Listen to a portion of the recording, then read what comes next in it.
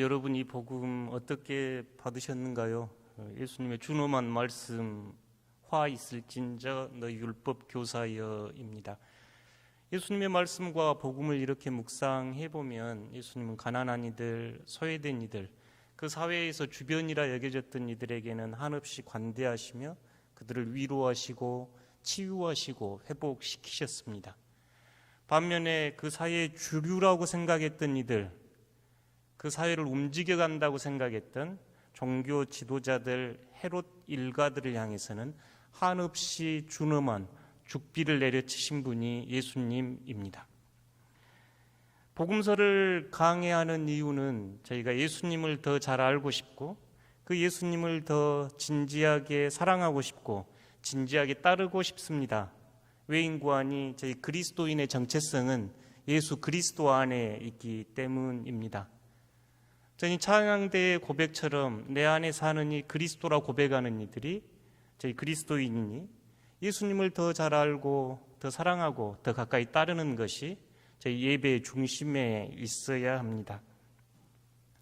주일 예배 참석하신 여러분, 목사가 설교를 할 때 여러분의 시선은 비록 저를 보고 계실지라도 예수님을 바라보셔야 합니다. 여러분은 예수님의 마음으로 채워져야 합니다. 예배를 마치고 돌아가실 때 여러분 안에는 예수님의 말씀과 예수님의 마음으로 채워져 가기를 바랍니다. 그럴 때 오늘 이 복음은 우리를 살리는 생명의 말씀이 되리라 믿습니다. 오늘 복음은 진지하게 우리가 따르는 예수님이 누구인가 묻고 있습니다. 예수님이 태어나 활동하셨던 그 시대는 역사적인 분기점이었습니다. 인류의 역사에서 가장 어두워 보이는 악의 임계점으로 보입니다.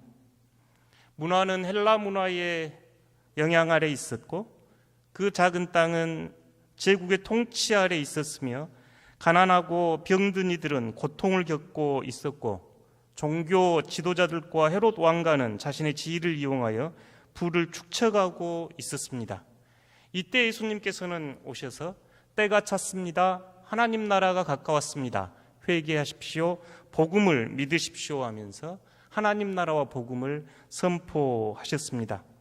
황제의 나라, 헤롯의 나라, 제사장의 나라가 아니라 정의와 긍휼, 자비와 사랑의 통치인 하나님의 나라가 임했다는 것이 예수님의 삶에서, 죽음에서, 부활에서 보여주고 싶은 핵심 메시지였습니다. 예수님과 함께 새로운 시대가 도래했습니다. 예수님의 하나님 나라, 하늘나라, 천국은 관념적인 나라거나 우리가 죽어서 가는 나라가 아니고 신학자들의 나라가 아니고 구체적인 삶의 자리에서 일어나는 변화입니다. 기존 질서와 가치에 대한 담대한 도전이 담겨 있었습니다.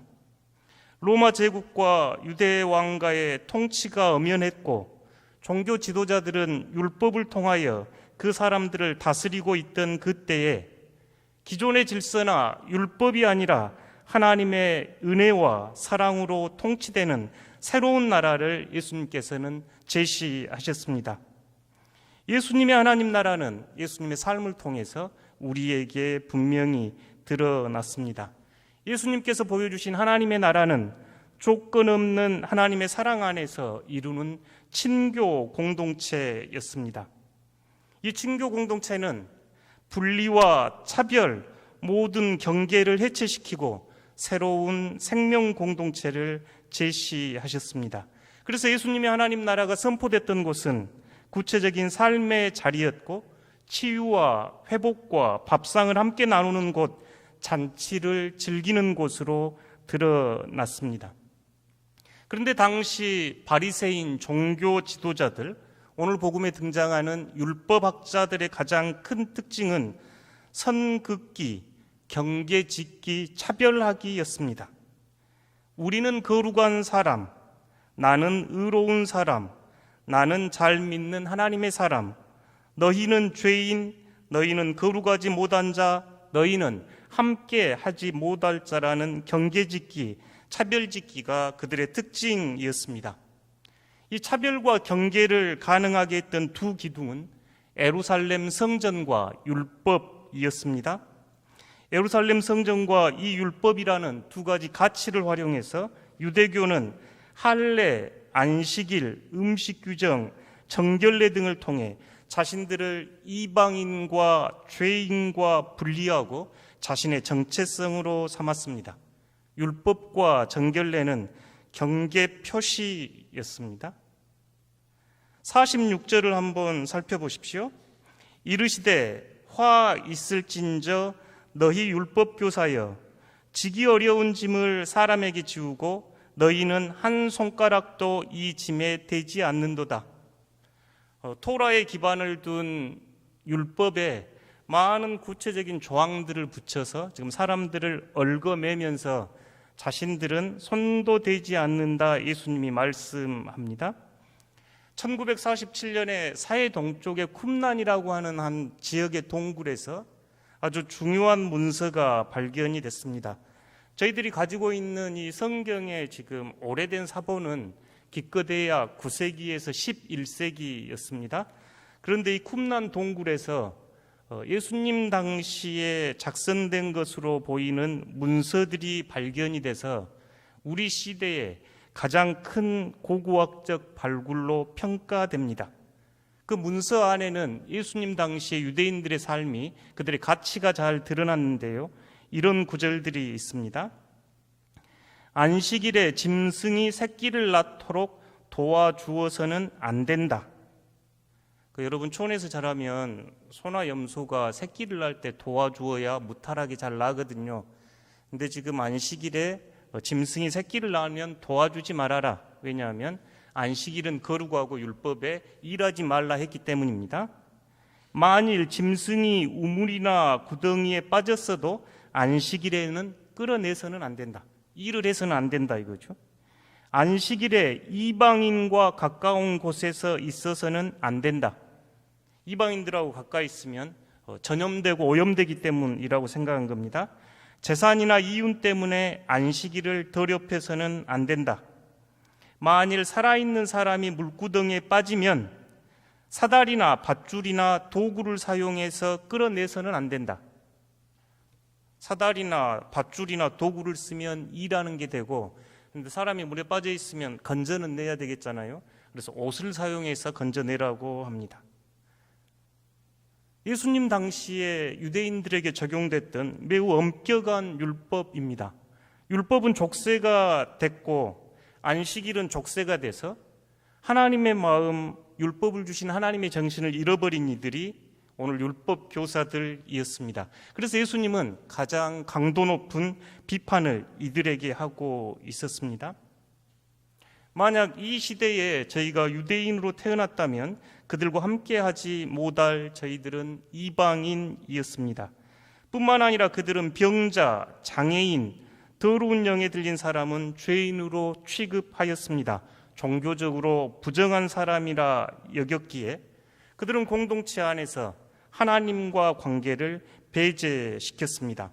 스스로 거룩한 유대인들이기에 죄인과 부정한 사람과 함께할 수 없다 믿었고 죄인과 부정한 사람을 접촉하는 것 자체가 부정한 행위라 여겼습니다. 그래서 죄인으로 낙인 찍힌 이들은 사회적으로 종교적으로 소외되고 변두리에 밀려났으며 올바른 관계를 가질 수 없었습니다. 저희가 삭개오 이야기 잘 아는데 이 세리장 삭개오가 예수님과 함께 있을 때 이 유대인들이 뒤에서 했던 험담하는 말이 저자가 죄인의 집에 유화로 들어가는구나, 저자도 죄인과 똑같구나 하고 예수님을 험담하는 이야기입니다. 유대인들은 몸이 더럽혀지니 발이나 손이 마비되니 저느니 눈머니 귀먹으니 말 못하느니 눈에 보이는 신체적 결함을 가진 이는 거룩한 성에 참여할 수 없는 부정한 자들이었고 궁극적으로 메시아 잔치에서 배제된다고 보았습니다. 얼마나 엄격하고 얼마나 차별이 심하고 얼마나 선긋기가 심한가요? 이 일들을 했던 이들이 오늘 복음에 나오는 율법 교사입니다. 반면에 예수님의 하나님의 나라는 이와 매우 달랐습니다. 예수님의 행동은 매우 자비로웠고 동정심이 안식일 준수하는 것보다 훨씬 중요하다고 가르치고 드러냈습니다. 그래서 예수님은 안식일에 많은 치유 사건을 보여주셨고 그 치유를 통해서 안식일의 참된 정신은 하나님의 아름다운 자기 형상을 회복하는 것이 율법을 준수하는 것보다 훨씬 중요하다는 것을 예수님은 안식일 치유 사건을 통해서 드러내셨습니다. 마태복음 12장에 보면 안식일에 예수님의 제자들이 하지 말아야 될 일들을 하고 예수님께서는 회당에서 손 마른 자를 고쳐주는 사건이 나옵니다. 이 사건에 대해서 예수님의 해석은 마태복음 12장 11절 12절에 이렇게 나와 있습니다. 예수께서 이르시되 너희 중에 어떤 사람이 양 한 마리가 있어 안식일에 구덩이에 빠졌으면 끌어내지 않겠느냐? 사람이 양보다 얼마나 더 귀하냐? 그러므로 안식일에 선을 행하는 것이 옳으니라 하시고, 저희가 이 말씀만 읽으면 당시 유대인들이 얼마나 엄격하게 율법 준수를 요구했는지 상상이 잘 되지 않습니다만, 쿰란에서 발견된 문서를 통해서 저희가 읽어보면 그들은 양이 빠져 있으면 구해내지 말았어야 합니다. 그런데 예수님께서는 안식일에 구해내는 것이, 선을 행하는 것이 옳다 말씀하셨습니다. 그러니 선긋기하고 경계짓기하고 자신들은 율법을 매우 잘 지키는 거룩한 이로 여겼던 이 유대 종교 지도자들, 율법 교사들, 바리새인들 눈에는 예수님이 매우 위험천만한 사람, 사회 질서를 깨뜨리고 공동체를 불행으로 이끌 사람으로 보인 매우 요주의 인물이 틀림없습니다. 그들의 눈에 비친 예수님은 상종을 하지 말아야 하고 멀리 쫓아냈어야 할 인물이었습니다. 그래서 53절과 54절의 말씀처럼 예수님의 말씀을 따져 묻고 책 잡고 이제 23장에 넘어가면 모의에서 마침내 십자가에 죽여버리는 이들이 오늘 율법 교사들, 바리새인들입니다. 그 이야기를 예수님께서는 47절에서 51절에 한번 봐보시겠습니다. 화 있을진저 너희는 선지자들의 무덤을 만드는도다. 그들을 죽인 자도 너희 조상들이로다. 이와 같이 그들은 죽이고 너희는 무덤을 만드니 너희가 너희 조상의 행한 일에 증인이 되어 옳게 여기는도다. 그러므로 하나님의 지혜가 일렀을 때 내가 선지자와 사도들을 그들에게 보내리니 그 중에서 더러는 죽이며 또 박해하리라 하였느니라. 창세 이후로 흘린 모든 선지자의 피를 이 세대가 담당하되 곧 아벨의 피로부터 제단과 성전 사이에서 죽임을 당한 사가랴의 피까지라 하리라. 내가 너희에게 이르노니 과연 이 세대가 담당하리라. 이 말씀 안에는 예수님 또한 이미 피를 흘리고 죽임당하며 배척당했던 선지자들의 길을 걸어야 함을 보여주고 있습니다. 하나님께서는 선지자들을 이스라엘 백성들에게 보내주셨지만 그 완악한 백성들은 선지자를 죽이고 그 후손들은 선지자들의 외침과 삶이 옳았기에 후대에 무덤을 꾸미고 그들을 기리고 있습니다. 성경에 가장 먼저 죽었던 가인의 동생 아벨부터 역대하에 나와 있는, 유대인들이 쓰는 성경은 창세기에서 시작해서 역대하로 끝납니다. 그러니까 성경 처음부터 끝까지 사가랴가 죽인 사건까지 이야기하면서 이 율법학자들 바리새인들의 이중성을 고발합니다. 그들은 하나님의 말씀에 순종하고 하나님의 말씀을 지킨다고 하면서 하나님의 영에 사로잡힌 하나님 말씀의 대언자 선지자들을 죽이고 배척함으로써 하나님을 부인하는 모습을 보여주고 있습니다. 그들의 조상처럼 이들은 다시 하나님의 아들 예수 그리스도를 침묵시키는 방법으로 죽일 것입니다. 율법은 하나님이 주신 겁니다. 율법은 부정한 것이 아닙니다. 예루살렘의 제사는 하나님과 인간이 화해된 매우 소중한 은혜의 통로였습니다. 그런데 이 유대인들 율법에 드러난 하나님의 사랑과 자비, 성전 제사를 통해 드러난 하나님 화해의 길을 독점하고 막아버리는 이들입니다. 자신들의 소유물로 전락을 시켜버렸습니다. 52절 함께 읽어보겠습니다. 화 있을진저 너희 율법 교사여 너희가 지식의 열쇠를 가져가서 너희도 들어가지 않고 또 들어가고자 하는 자도 막았느니라 하시니라. 아멘. 율법을 해석하고 적용했던 이들을 지식의 열쇠를 가지고도 자신들도 들어가지 않고 들어가는 문도 지금 막고 있다 이야기합니다. 이 말씀을 묵상하면서 벌교 생각이 좀 나는데요. 벌교의 이 벌자가 뗏목 벌자 다리 교자입니다. 그러니까 뗏목을 이어서 다리로 만든 지명이 벌교이지요. 그러니까 벌교를 안 가본 사람도 짐작이 좀 될 수 있게 이름이 그렇습니다. 홍교다리는 역사적으로 유명했고 그 밑에는 지금 소화다리, 철교 등 여러 다리들이 놓여 있는데 뻘이 민물과 썬물이 만나는 뻘이 있어서 그곳을 건너가고자 할 때 뗏목으로 다리를 놓아서 지나간 곳이 벌교였지요. 저희가 강 옆편에서 저편으로 건너갈 때 뗏목은 너무너무 소중하지요. 뗏목이 있어야 건너가고 뗏목이 있어야 무사히 강 저편에 다를 수 있으니 뗏목이 소중합니다. 그렇다고 강을 건너가 가지고 뗏목을 머리에 이고 다니는 사람은 없습니다. 뗏목은 그 자리에 두어야 하고 다른 사람이 그래야 또 쓸 수가 있지요. 그런데 이 유대인들은 율법이 너무너무 소중하고 출애굽 사건과 이스라엘 역사 속에서 이 율법이 자신을 지킨 뗏목과 같은 역할을 했기에 뗏목을 메고 다녀야 한다고 보았습니다. 자신들도 뗏목을 걸터매고 다른 이들도 뗏목을 메고 다녀야 한다고 하면서 자유와 해방을 꺾어버린 이들이 율법 교사들이었죠. 사실 이 율법 교사들은 삶에서 보면 흠잡을 데 없었습니다.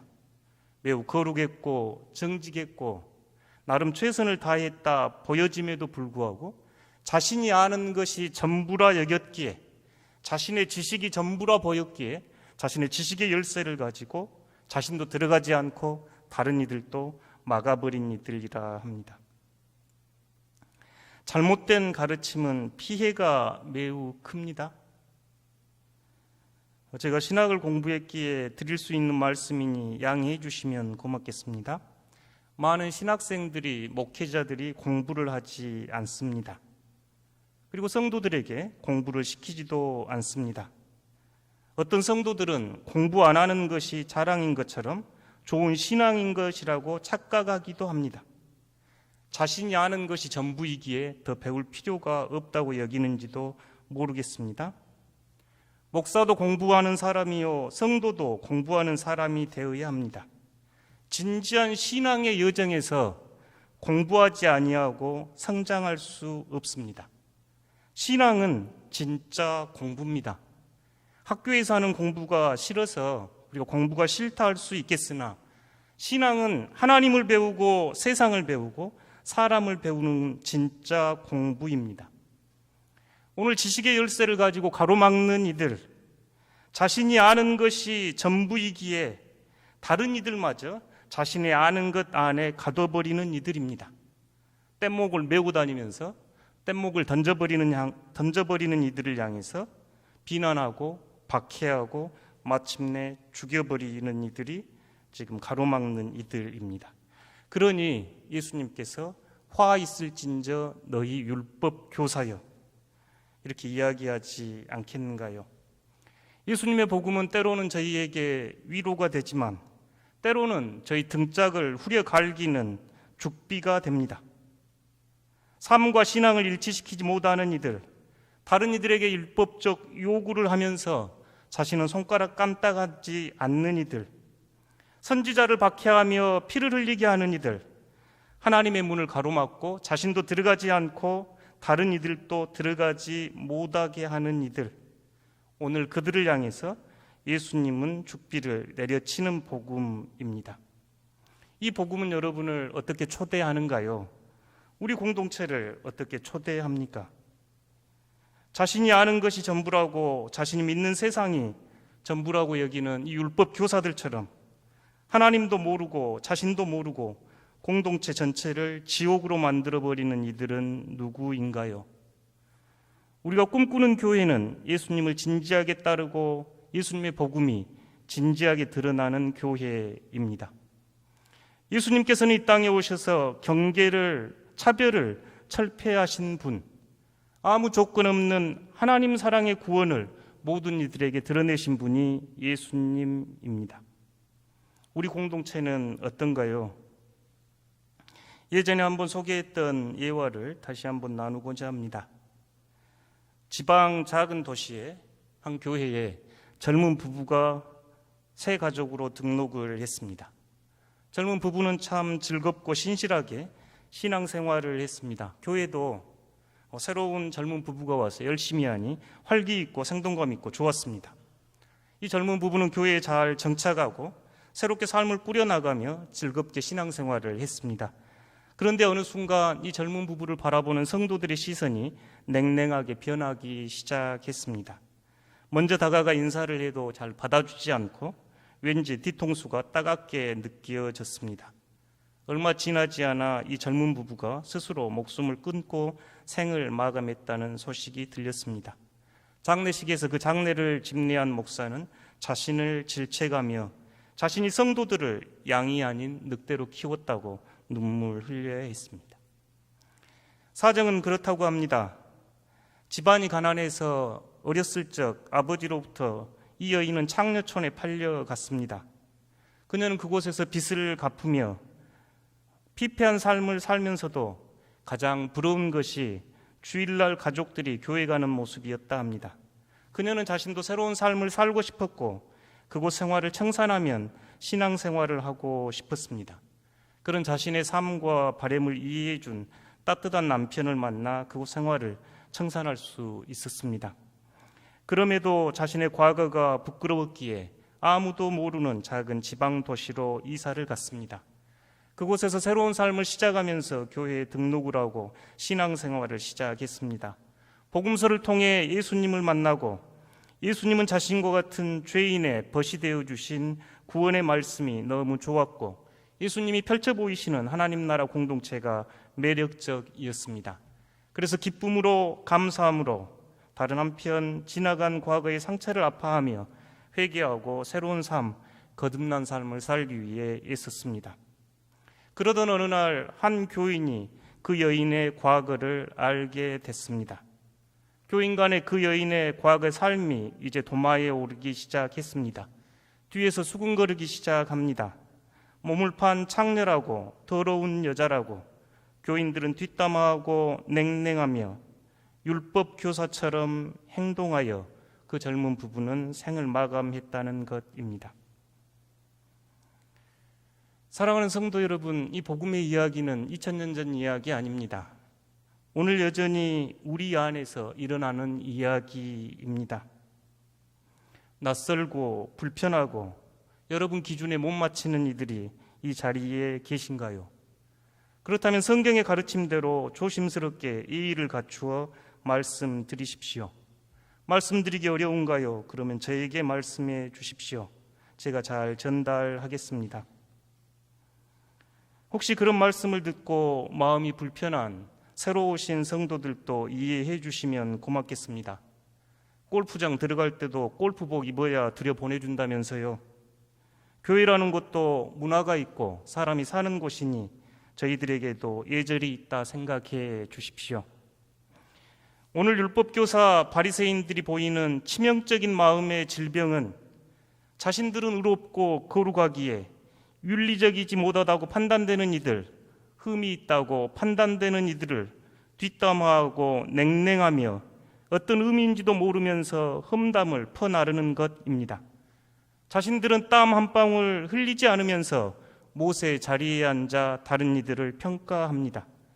그러면서 그것이 죄인 줄도 모르고 지옥의 일을 몹쓸 영혼의 질병에 걸린 것인지도 모르고 사방에 돌을 던지며 망치질을 합니다. 우리 교회는 어떤가요? 우리는 어떻습니까? 그리스도 안에서 드러난 하나님의 용서와 사랑, 그 용서와 사랑으로 변화될 수 있다는 것에 소망을 두고 있습니까? 누가 오든지 누구이든지 예수님의 복음 안에서 새롭게 변화될 수 있다는 것을 믿는 곳이 교회입니다. 그러기에 교회는 누구라도 환영받아야 하고 누구라도 안전하게 예배드릴 수 있어야 합니다. 예수님의 복음은 깨지고 상처 입고 버림받고 손가락질 당하고 어느 누구도 눈길 주지 않는 이들을 향한 복음이었습니다. 여러분 마음에 안 드는 옷차림, 행동, 머리 스타일에 신경 쓰인가요?